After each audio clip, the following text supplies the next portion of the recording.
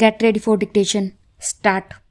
I am very happy to be present here today for opening the new building of your university. All that you have said about this new university, which is only 6 years old, is commendable in many respects, although you have not had adequate equipment and the necessary wherewithal in the beginning. These serious shortcomings did not bother you.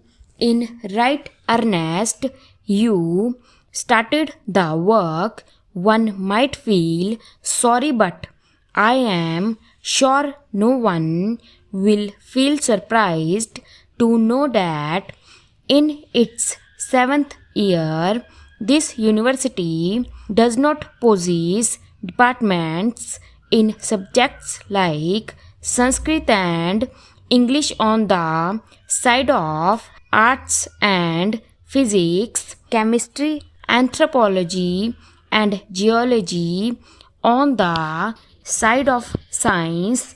I need not say much about the importance of the Sanskrit language, which, besides having its own vast treasure of knowledge, is verily the mother of the present day Indian languages of the North. The study of English language and literature is also essential for a university student, for it is a language which many in our country have been cultivating for the last 200 years and which is recognized as a medium of international expression by virtue of its being the language of a number of countries. Equally important is the study of chemistry and physics, which are in a way the basic sciences which go to form the foundations of all technical and scientific knowledge.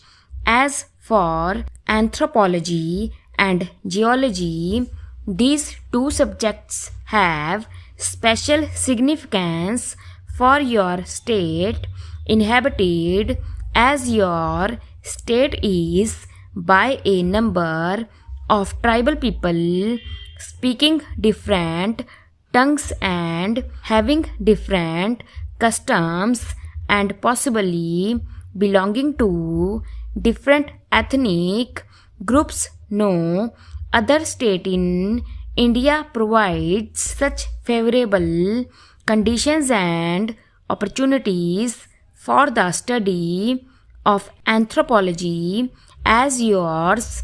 In respect of geology also, I feel that its study should have special importance for the University of Guwahati for the benefit of not only Assam but the whole country.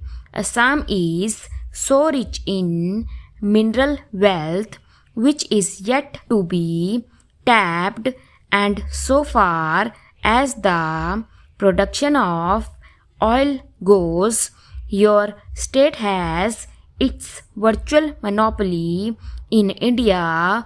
I am glad you have not been discouraged by these shortcomings, but you are endeavoring to create departments in these subjects as early as possible. I have not the least doubt that the government of India will, on their part, do all that is possible to enable you to do so. I must congratulate you on maintaining high academic standards in your university. It has been said in certain quarters that for the last few years, some of our universities have relaxed their standards. I cannot verify how far it would be correct to say so, but if there is any truth in it, this trend is to be deplored and discouraged because universities must always look ahead and after imparting education must of necessity be upright, even strict in the matter of conferring degrees, destinations, or honors. You have done the right thing in sticking to this ideal from the very beginning. I am one with you that in order to be fully useful to the people for whom a university serves, it ought to be a teaching body. I am glad that in your planning you have kept this point in view. I hope the building which you have been good enough to invite me to open today marks the beginning of your undertaking in that direction.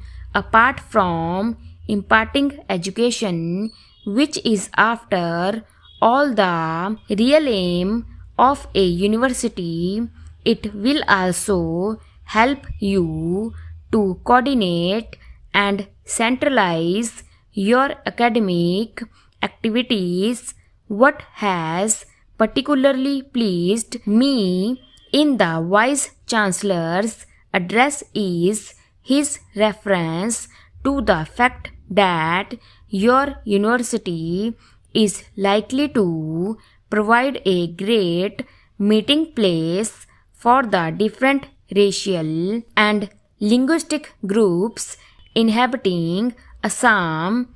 My own view is that a university, besides being a seat of learning, should also be a center of real cultural activity for the mixing of people professing different faiths, speaking different tongues, and having different customs and traditions.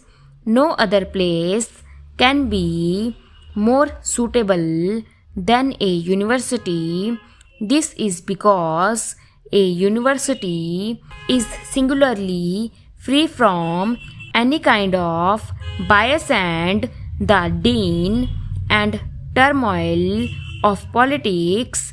It provides an ideal atmosphere for all people to come close together and understand each other. I need hardly point out that you will be rendering a great service not only to your state but to the whole of India if you keep this objective before you. You will have rendered a great service to the nation if by sticking to your resolve you succeed in bringing all these groups together by providing them equal opportunities, thereby promoting mutual understanding and the good of all. I am thankful to the Vice Chancellor for having invited me to open this building and for giving me an opportunity to address you today. I wish your university a bright future and hope it will succeed in tiding over the difficulties and will be counted as one of India's great seats of learning and education. Stop.